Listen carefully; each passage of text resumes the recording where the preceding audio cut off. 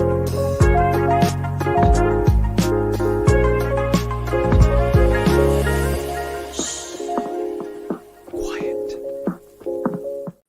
what's up, everybody? Welcome to Silent Podcast, the place that everything but silent.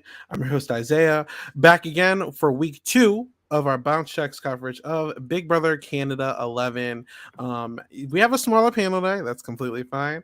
As usual, I got Josie here with me. Josie, what's going on? I'm doing great. In Canada, it's St. Patrick's Day, so I'm wearing green to give that energy, even though I'm not really planning on going out. I'm tired. So I just went on watching TV, catching up on digital dailies that I may have skipped. And honestly, we just had our interview with MJ, John Michael. If you haven't seen it, guys, tune in. He gave us some really cool insight. So I'm just feeling the BB energy today, and I'm here for it. All right. And listen, Katie and Lance, they were a little busy today, so I had to get one of our other podcasters. I got the Coda girl, Chanel, here. Chanel, what's going on? Hey, I'm so excited to be here and talk about one of my faves, Big Brother Canada. Yeah, okay. So obviously this is week 2. Technically week 1 because we finally got one person eliminated. But they skipped over a little bit.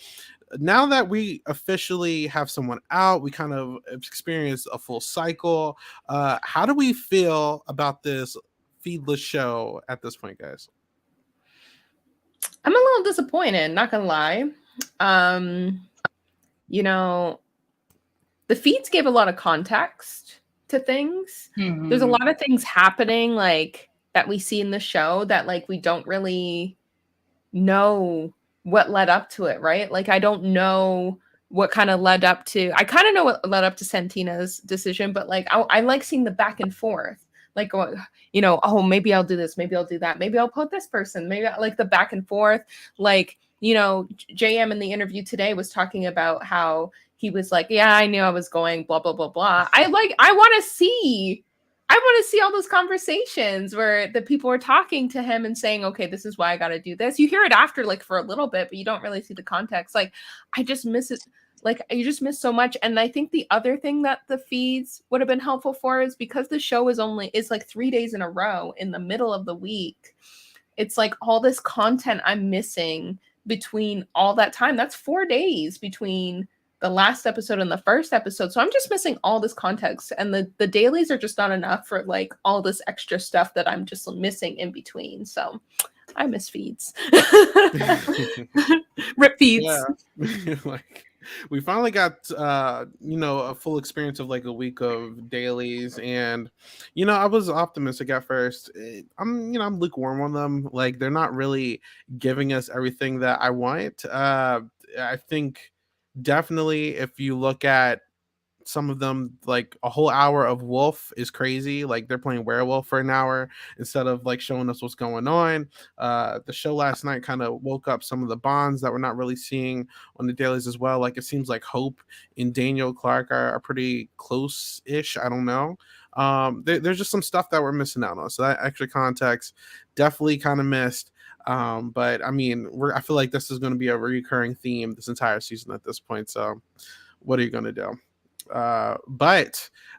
So Josie, we could start with you. So I want to talk about some of the gameplay related stuff. We could start about Satina's really chaotic HOH week. So how do you feel about it, Fuller? Honestly, I tweeted about it. Horrible HOH. Girl, like this is your opportunity to be on a show, and you're letting some man from Ottawa tell you what to do. I'm sorry. That's so embarrassing. And this is coming from someone who currently resides in Ottawa. So don't take any offense to the Ottawa. I love Ottawa. Or whatever. Yeah. I'm here. I'm in the nation's capital. I'm here. Like, trust me. But I've seen some Ottawa men, and you're letting that man establish like your entire gameplay. Like, Satina talks a big game for what actually happened this week. And what was really disappointing is that I think I saw a clip on my timeline where someone was like, oh my God, the girls are finally tuning into the thing. And Satina was there. And I didn't click on the video itself. But after watching it on the show, she was pretending. And I'm like, do you not understand that the girls are spilling like real tea right now? Like these men ran your HOH. Like you didn't even she didn't want to backdoor John Michael. She ended up backdooring him. She wanted to put him on the block directly, which weird for someone. It's week 1, you give your word. It's like it looks a little sketchy. Like if I was any other house guest, I would look at her sideways. I would not trust her one bit. Like that was horrible. So honestly, a messy HOH. It wasn't even really her HOH. I think she got more blood on her hands than necessary. Like it's just like like out of 10, it's giving 1. Like nothing can compare to Kyle's HOH last season, but golly, it's close. Honestly, I don't understand. Like, do you not have like you're on Big Brother, right? When you come into Big Brother, like you need to be prepared to think outside the box of things, okay? You need to learn how to read people. You need to learn how to read certain situations. You got to think long term. She is not thinking 3 steps ahead like you should with Big Brother. What's going to happen next week? What's going to happen the week after? She's thinking about this week. And all she's thinking about this week is, oh, big player. I need to look like I'm a big player. Let me get a big player out. But it's like, listen, there's a bond right here you have with JM because you guys won this competition together. Right? Stick to this. You have one person you can use as someone who gives you an extra vote, each week because you protected him, whatever. You have that bond right there. You don't know anyone else. This is week 1. This is literally week 1. Like, it's going to be him. He's good for you, right? The other thing is, how are you not reading Zach's BS? He went so back and forth with you the whole time. He's like, nah, do this, nah, do that. Oh, I don't trust this person. Oh, like, this dude is all over the place. That's going to be you one week. Oh, I don't trust Santina. So we should get Santina out because she said this one thing to me and I don't trust her now. Like, how are you not reading through the BS? Like, I don't understand it. I don't feel like she literally like got any bonds other than the guys and stuff. And like, you should know by now, like that they're together. They're doing their thing. Like, you don't have any. And then at the end of the week, she's like, yeah, maybe I should go talk to the girls now. They don't like you at this point. Like they know you're not working with them. Like they know your HOH got ran. Like it's just pure mess. Like I was so annoyed watching all of that. I mean, even anyways, oh my goodness. I mean, after talking to John Michael today, John Michael said like his trust was given to Zach and to Tina. And those were the 2 people who got him out. Like, I just didn't understand where the logic was. And it was obvious as day that John Michael trusted Zach at least. Because when they had that scene in the pantry, we saw him confide in him. He confided to Dan and Zach. So clearly there's a level of trust. I feel like there's this whole like mob mentality almost that it's like we have to play as a group. We have to play as a group. You came into this house alone. You didn't know any of these people beforehand. Why are we playing with this mob mentality? Like, I feel like Zach's a part of that. I feel like I kind of got that vibe from Hope. The only people within the guys' alliance that I really saw maybe have a differing perspective was Rob, which I appreciated somewhat, even though it's kind of playing the same game with like the alpha males. So like, how much can you appreciate that game? I don't know. But yeah, it's like a weird mob mentality this season from what I've seen so far. The house. I'm sick and tired of the comments of the house. The house is 2 people. The house is 2 people. The house is literally 2 people, like running the show. Like it's ridiculous. I don't know. Ty was making me angry this week too. Just like I was just like him and his back and forth with Claudia. I was like, "What are you doing? What is this like?" I feel like I don't know what they did with the casting in the sense of like they were like, "Let's put all these like hot dudes in there because at least one of them will end up being in a showman." So there's like showmans is popping up all over the damn place right now. Like. I am like, if there are a bunch of showmances in this, like, I'm going to be really annoyed because I want strategy and I can't see anything behind the scenes because they're going to edit the showman stuff together. Like, I'm going to be annoyed. But that's also why, like, we don't come to Big Brother for this, like, Love Island batch. Like, there's shows dedicated to finding Exactly. love. And if there isn't one in Canada, start a new one. I don't know. Like, it's feasible. You can find attractive influencers.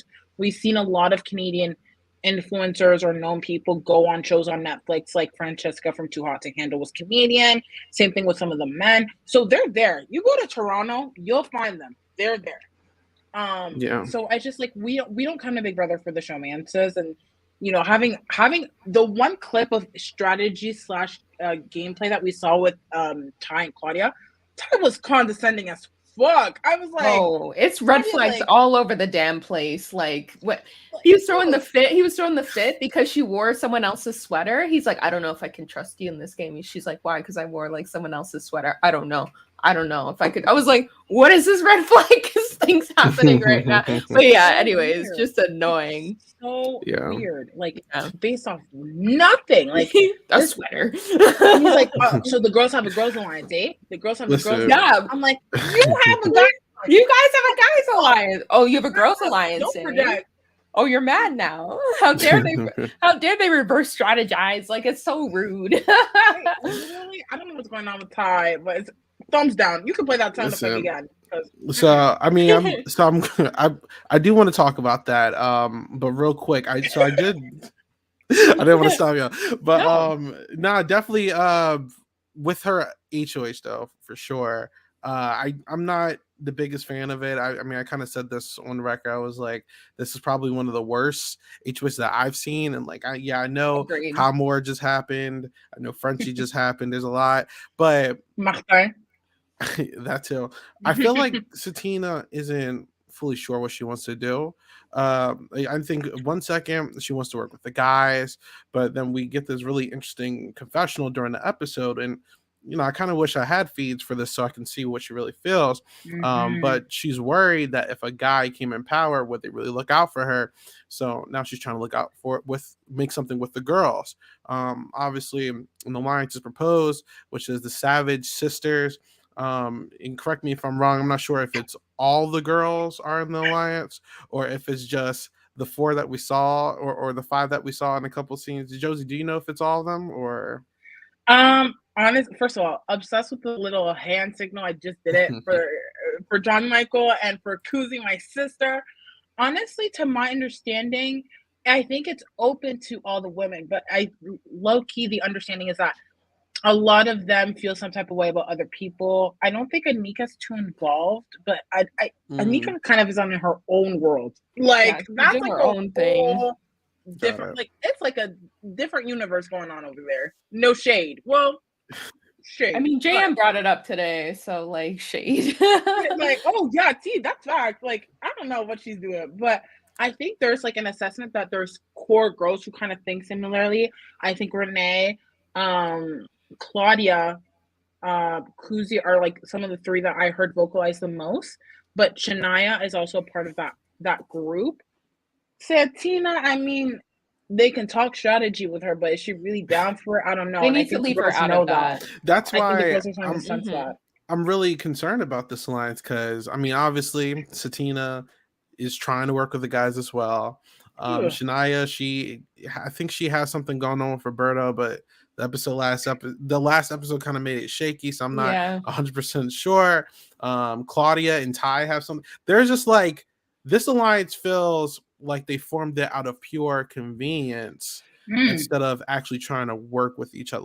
Like they didn't talk beforehand. They were just like, we're all girls, like let's work together. And I don't know if this is a good approach to it. History repeats itself. People are going to throw each other in the bus. Like, why is Satina, who just put up a lot of people who are possible assets for you guys, included in this? And, I haven't really. I mean, we've seen Kuzi and John Michael talk. She's not so sure about Satina. Shania seems to be very iffy about one of the girls. I forget whoever was like doing something with Roberto or something, and she felt some type of way. I don't know how this is gonna. Where's Vanessa at? I don't know what the vibe is. I mean, we did get some clips of Vanessa. Vanessa was talking to John Michael, and Vanessa. I knew she was gonna play the mom card.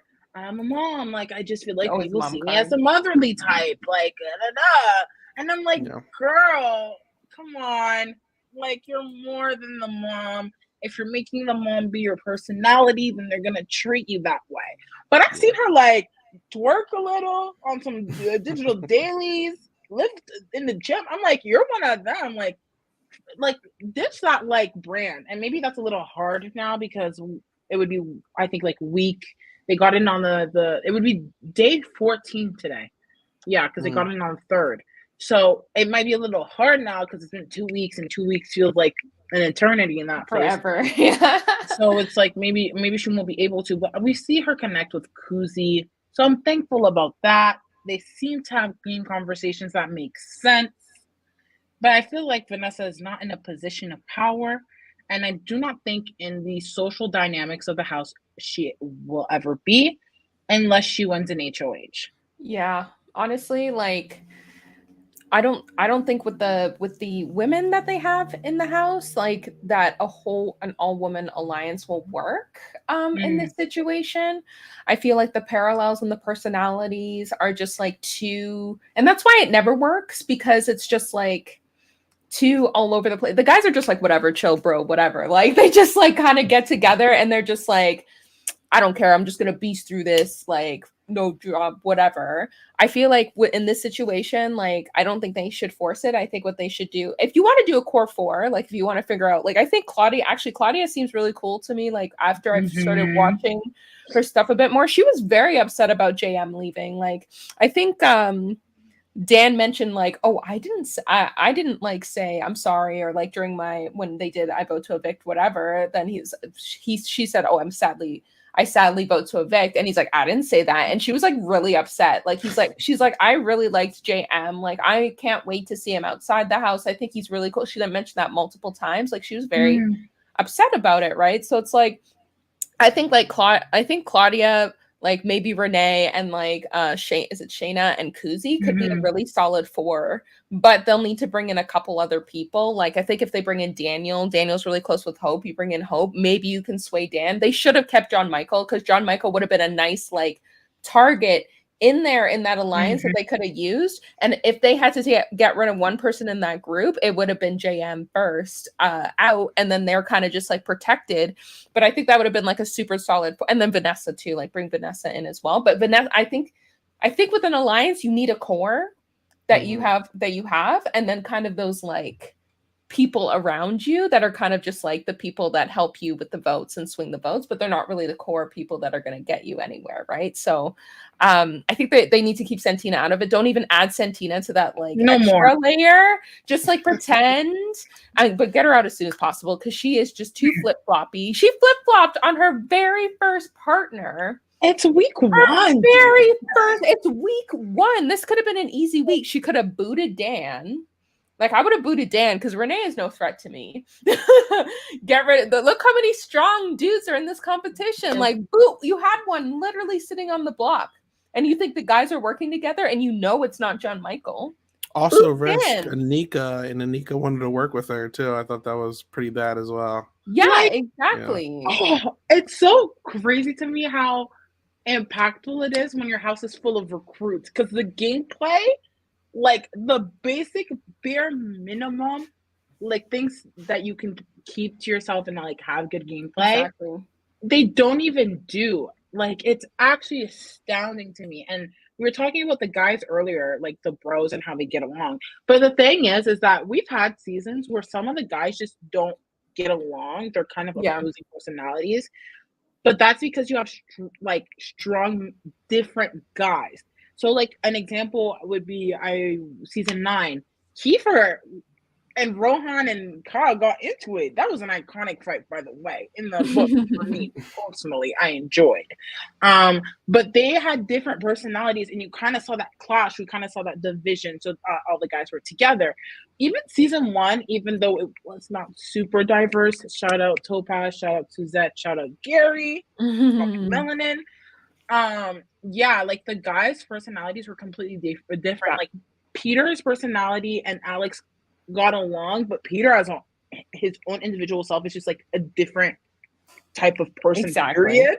And then you have like Emmett, the milkman, like, you know, giving very farm board, like Slay, I guess. And then Andrew and AJ, like these guys all were different.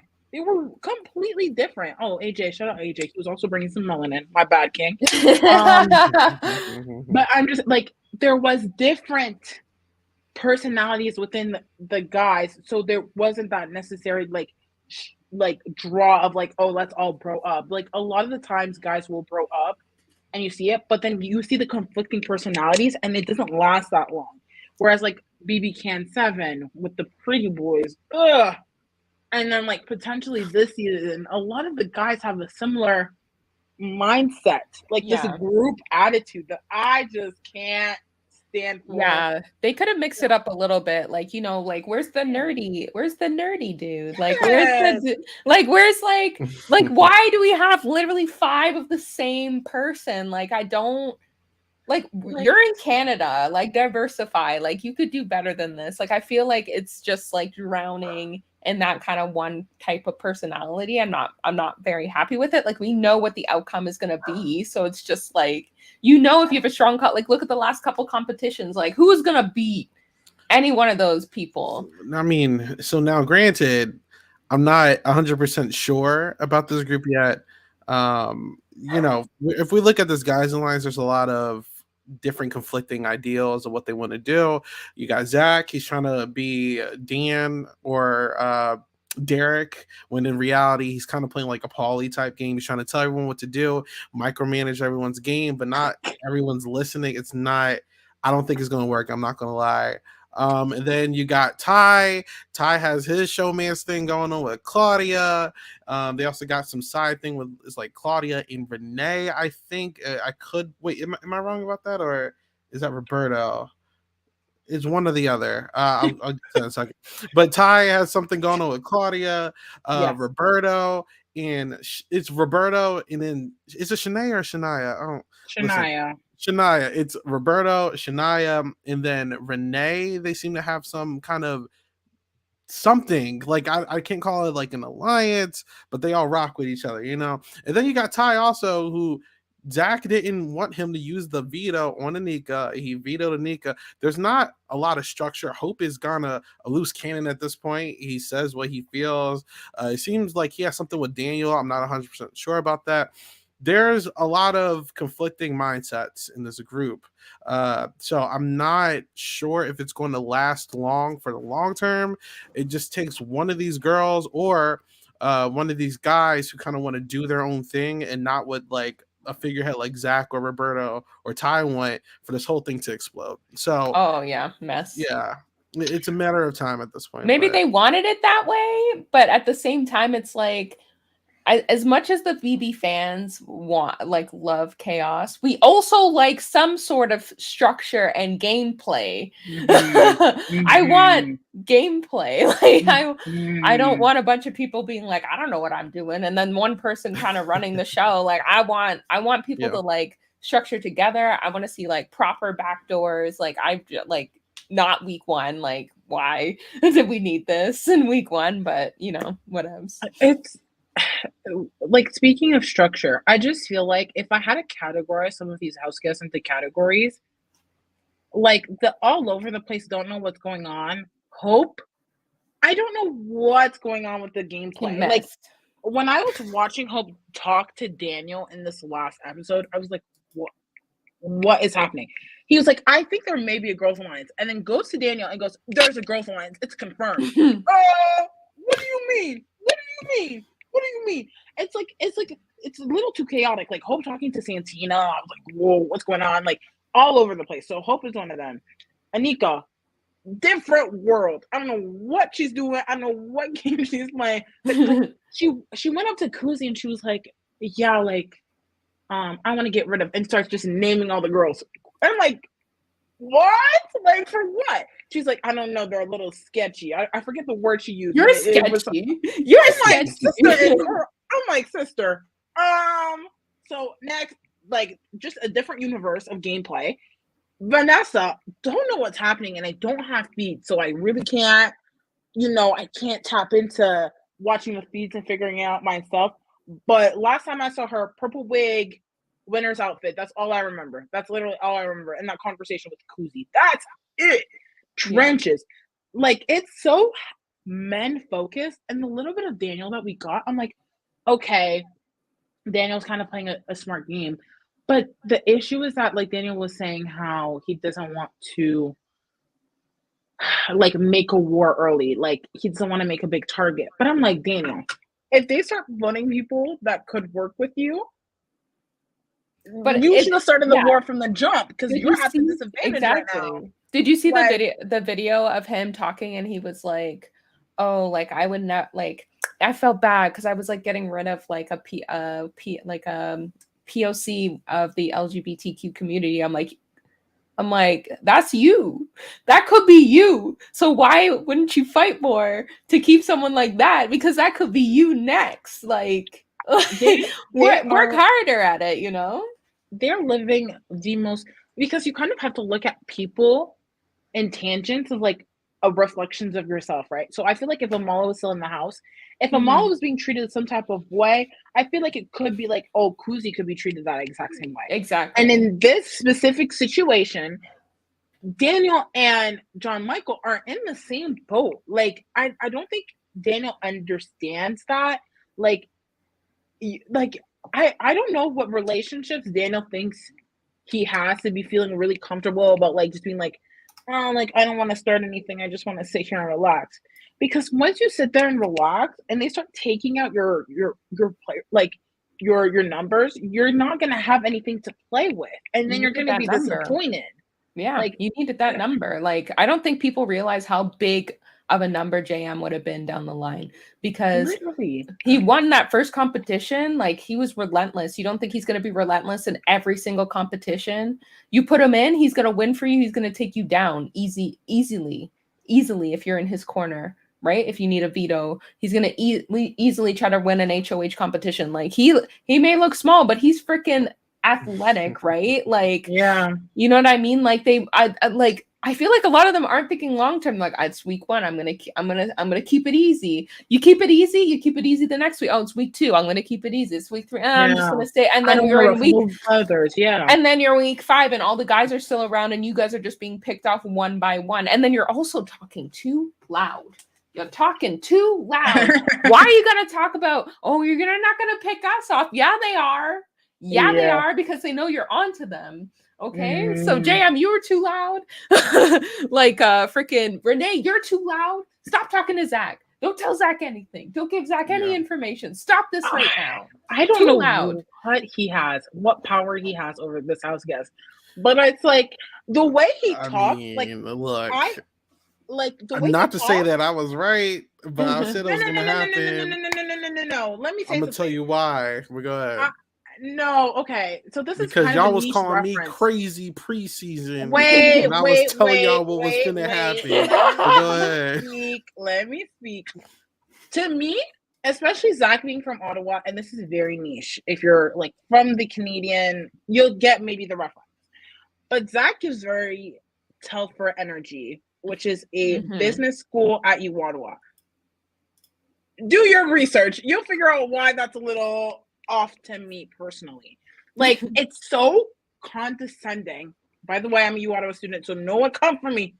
But the facts are facts. But all that to say, like, his energy is so off. Like, I know that if I'm in the house, I'm not letting you talk crazy to me. If I win week 1 HOH and you're coming to me, do this, do that, that's a little weird. But the issue is, preseason, I'm thinking, these people have watched the show. These people they know, right? Tap into it. And then we get here, and I'm bamboozled. So you can say whatever you want about, well, I said it preseason. Preseason, first of all, Amala was still in the house, okay? First of all, like, the situations are not the same. So while, yeah, your intuition would be correct, somewhat, I still think I'm still correct in the sense that, like, Roberto's looking at him a little weird, like, how you talking to us? Kuzi definitely is caught on to his tea. It's just a matter of time. So, yeah, initially it's going well.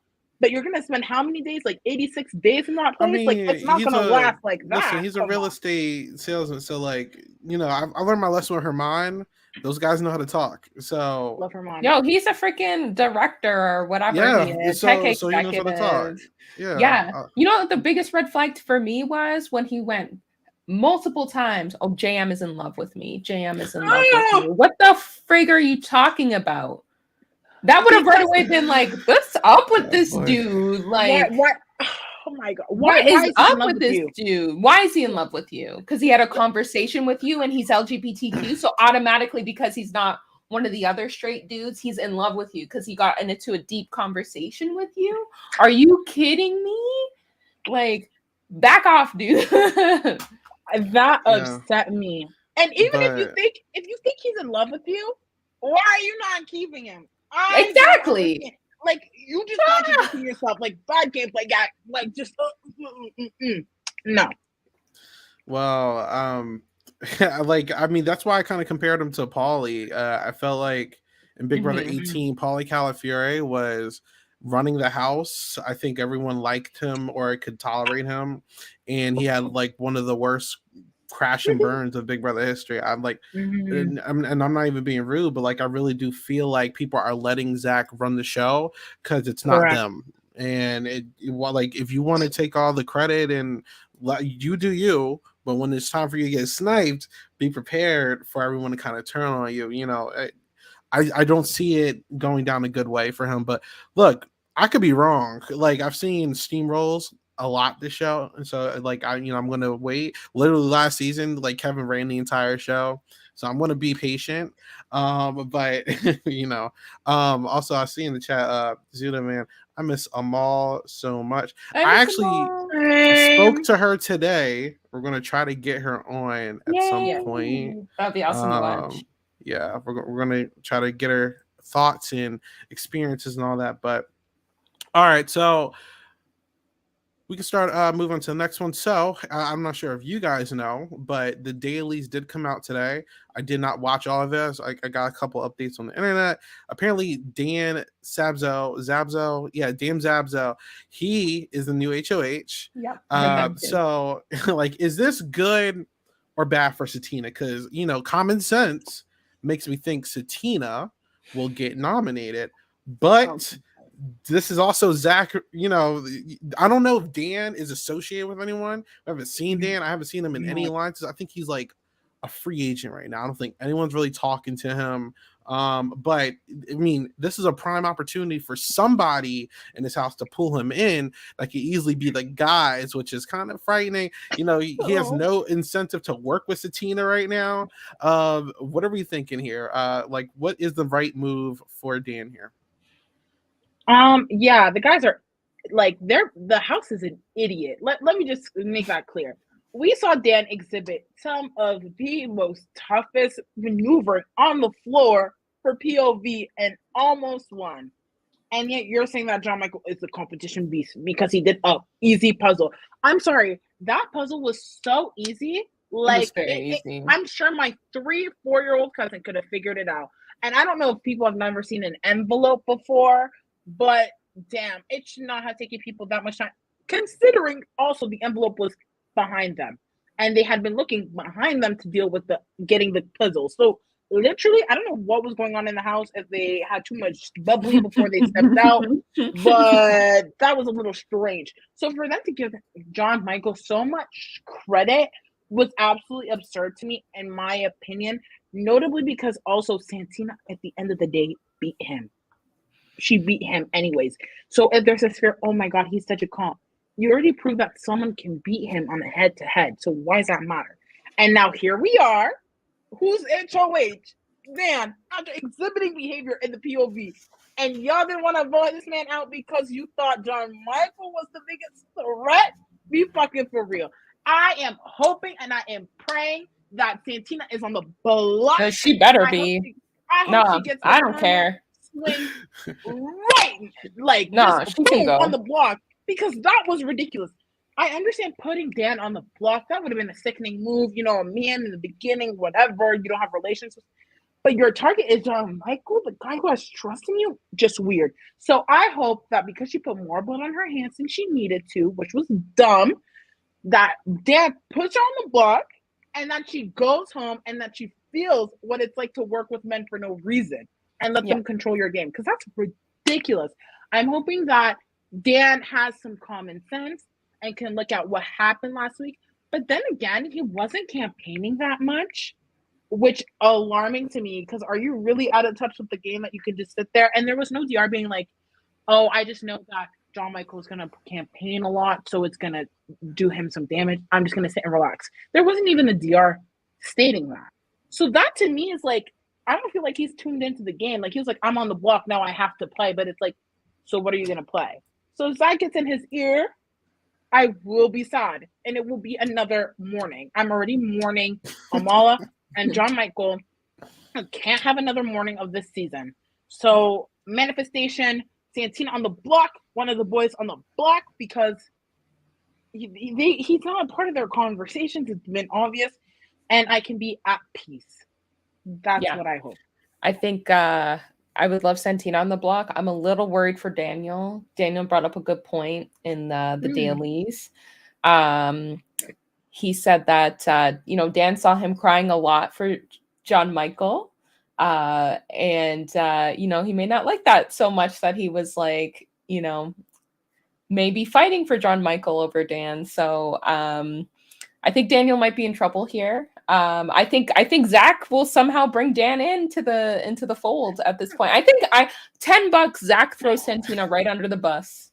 $10 Zach throws Santina right under the bus, because he's gonna be like, we don't really talk to Dan. Dan's not really on our side. So like, let's show how much Santina was really, throwing Dan under the bus for, and she's just a casualty. He doesn't really care. He doesn't need her. He's got a solid group. He doesn't need her at all. So $10 he throws her under. I'm a little worried for Daniel this week. Hopefully he can like talk to Dan and let him know how he's feeling or whatever. Right. I remember Zach and Roberto, they definitely kind of laid down the groundwork during the first daily that we got, that they said what they wanted to do is play like this security guard type role strategy where like calculated, like each of the members of their alliance like go talk to the HOH like around the same times to kind of really push that into the HOH's ear so they're not on the target, and then kind of offer like a protection thing. So like, we'll vote however you want to vote, like as long as it's not me, and in generality, as long as it's not the alliance. So it's not a bad move. I'm really curious to see if they do it again, because they said that they want to do it for multiple HOHs, so they don't have to win the HOH at this point. So it's scary. I can also see someone be like, hey, Claudia's been talking about an all guys alliance, let's throw Claudia under the bus, or God, who else is even in this game? Like just any of the girls in general, I feel like are very vulnerable right now. Like no one, as far as we're aware at least, have been talking to Dan. So I don't know what is going to happen this week. I'm really concerned, like come Monday, we see these dailies and there's going to be some completely random nominations where it's one person from each alliance and then like Daniel Clark. Like, I don't know what the hell is going to happen this week. Who knows? Yeah, this is going to be a really random HOH. Yeah, he could throw Renee up there as well, because like Renee is going to be like I feel like Renee is going to be one of those block sitters this year. Yeah, because she can't win anything. She's just like kind of there. Like I think she'll be like the person who's probably just sitting on the block most of the time. I will say Renee's speech before the vote, I thought that was such a bad idea for her, because when she spoke, quiet. She spoke so eloquently, and it was done so well with conviction and like calmness. Like, but here's the thing with this cast, I don't think they tapped into that or like they care. But I personally, if I was in that house, I would have taken that in mental note. I wouldn't sit beside her on like in a final two. Like the way, if you're able to speak like that, like nonchalantly, like and pull out these big words, make me feel conviction, that's nerve-wracking. Like that makes you a target in my eyes. Yes. But I don't think people are playing like that this season, because I feel as though there is no game knowledge in this cast. That's why I'm also nervous for this week. I'm hoping that Dan is just petty and put Santina, because it will better. Like, she put you on the block, dude. Like, she can go. Like, she gambled with your game. Like, she can go. Like, she's exactly whatever. So I'm hoping that he'll be petty in the sense that he'll go for her and look at maybe who he thinks he's like working with her or whatever, and it ultimately ends up being people from that side of the house. I'm literally banking on pettiness and not necessarily off gameplay, which is so unfortunate because I feel as though there's no knowledge.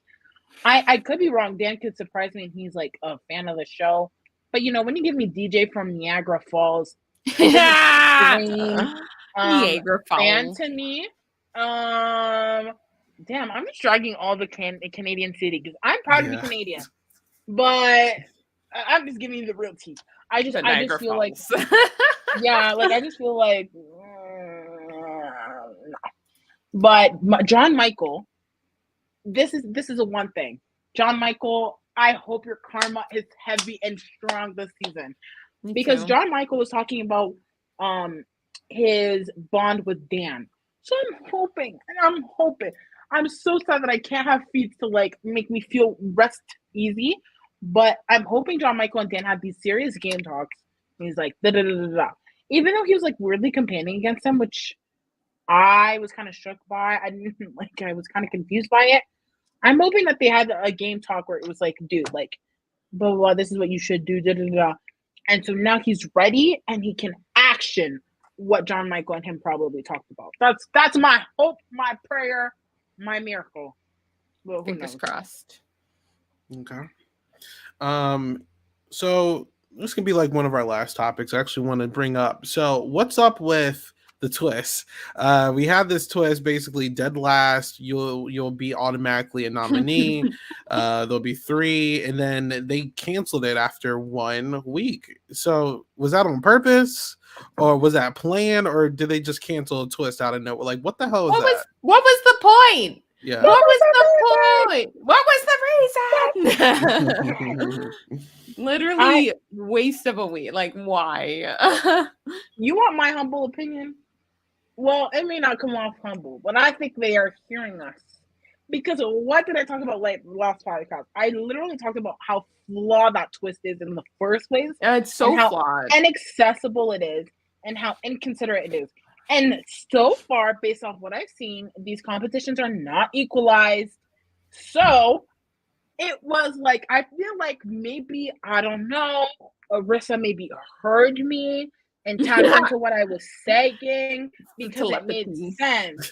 Like for some, like, especially if we're talking about diversity, which includes body diversity and like physical diversity, when you make a twist like that literally benefits everyone who's strong, or depending on the competition, endurance, being small, petite woman, like you're putting so many people at a disadvantage that like competitions matter way more than they should in a game that is all about strategy and social connections. Like, again, if you want the physical stuff, you tune into the challenge. That's it. So maybe one of the producers tapped in and listened to Silent Podcast and heard my rant and was like, she kind of ate with that. Let's cancel it, because it sounds so out of left field. I fear they must have heard the criticism. I'm hoping that's what it is for my ego specifically as well. But I'm glad it's gone. Goodbye, good readings, goodbye. Like, out the door you go. Toodaloo, like, no point, no value, no purpose. Ugh, cut it out. Thank you. Yeah, very random. Obviously, I've only seen 2 seasons fully. People are saying that like it's on the norm for like Canada to cancel twists. I'm like, what the hell? Oh yeah, they do that a lot. That's wild, man. That's crazy. Wait, like what? They've canceled a few twists where they're like, okay, it's over. Like, really? Like, I don't know. This dead last twist felt like it was supposed to be there for a long time. So I was just like, I don't know. I was caught off guard personally. But what are you gonna do? Dumb twist. Yeah. So we can start closing out, but real quick, I'm gonna start asking this every podcast. No biases allowed. Yeah, actually, you can be. I don't care. Who do you think individually? Who do you guys think is right now the best player in the game? So Josie, you first. Best. Yeah. It's very early, so there's no right answers. But who do you think is in the best position or set up the best to win right now? And we're going to see how it adjusts every week. So, okay. I have a point that I'm going to talk about before we close. But to answer your question, as of right now, Roberto. Okay. Do you want me to elaborate, or we Sure. we just leave it at Go that? for it. Okay. Sure. It's definitely one of the men. Unfortunately, it's definitely a white man. Unfortunately, biases have made it very clear. I mean, this is the podcast where we keep it real, and we're people of color. We know what the vibes are. We know what society is like. So you just knocked out half the cast, and not even half the cast, most of the cast. So then you're asking me, Zach, who literally looks like it's starting a dumpster fire, or Roberto, who has people in love with him, has tapped into some common sense about how Zach is moving, and is really good socially. It's giving Zach. It's not giving it Zach. Sorry, it's giving Roberto. Sorry, white men confuse me sometimes. It's okay. Oh my god. All right, how about you, Chanel? I was also gonna say Roberto, because I have the cast graphic here. Yeah, and I'll tell you, I opened it up and the first thing I saw was Zach, and I got a jump scare. But anyway, so Roberto, I would also pick because he's I feel like he's like kind of in the middle of the sense of, well, he's in this like alliance and they're very strong, strong men. I don't think any of the women have any problems with him. If he kind of just, if Santina goes or whatever, he sticks to Shania or whatever. He's good there. He can lay low. I think he could get in with Hope and just like, chill there. But yeah, and he's like very fit. Like he's a personal trainer, right? Like that's him. So like I think he's in a good spot right now. It could change. Who do I want to be in a good position? Kuzi. But like I think she could get there. I think she's pretty strong. But she needs to bring in a couple men. She needs to get Hope and Daniel in there, I think. And maybe Dan. And then I think solid set right there, because they're kind of the outliers, right? They're the kind of outside people. So I think right now Roberto's good, but I think Kuzi's like right there if she brings in the right people right now. Okay, I'm gonna go very left field. I'm getting That's for some so reason with this from this guys alliance, I'm feeling a lot of BB5. I don't know, maybe it's because I just reviewed Big Brother 5, but I'm feeling like we're going to get set with like a Drew Daniel type of win for some reason. This alliance is giving me 4 horsemen, so I'm going to go with Jonathan. I think Jonathan's in the guys alliance and no one's really worried about him right now, so as long as no one's saying your name to get targeted, I think that's good. That being said, how confident am I in this? I'm at like 5%. I don't feel confident in anyone in this cast. But for me, as long as you're not getting targeted, that's good. And he's not in the mix. He's not going to annoy anyone because he hasn't really dedicated to anything but the guys alliance. So I'm going to say Jonathan. I forgot he existed. I don't. Okay, you know what he's giving me? Yeah. Is it season 6? Was his name Will? It was like it was like that's exactly what I said. Yeah, Kayla and like Will, and then whoever the other Harris, was. yeah. Okay, so he's giving me Will vibes, which is he's just kind of there for the ride, and then they're gonna realize he's kind of useless and then throw him away at the end. So like, they're not mentioning him, but that literally means nothing because he's like not doing anything. He's not doing nothing. So that's why he's probably never gonna do anything. He's just there to be there because he's a number, and then they're gonna be like, like maybe they'll bring him to the end. He's a great second place person because what accomplishments did he have except just being there? So you kind of I said this in the cast assessment. I'm like, he's giving me Will. And the thing is that also that one competition, the first competition they had, where Will's doing the puzzle. It's not looking. It's not. They did that same thing in their puzzle. They did the same thing in their puzzle, which is so funny. I'm like, ooh, child, it's not looking great. It's almost the same because it's like he's not a single dad, but he's a young dad from the East Coast. Like, why are you doing this? It's giving Saint Fawn. It's giving Saint Fawn. So I mean, honestly, I don't know, but like before we end it, I want to talk about Santina finding that like clue. Oh yeah. For like a twist that literally made me sick to my stomach. Thank you for the pool table. Oh my! Oh yeah. I would have lost it. I would have been in shambles. I would have cried in this specific corner.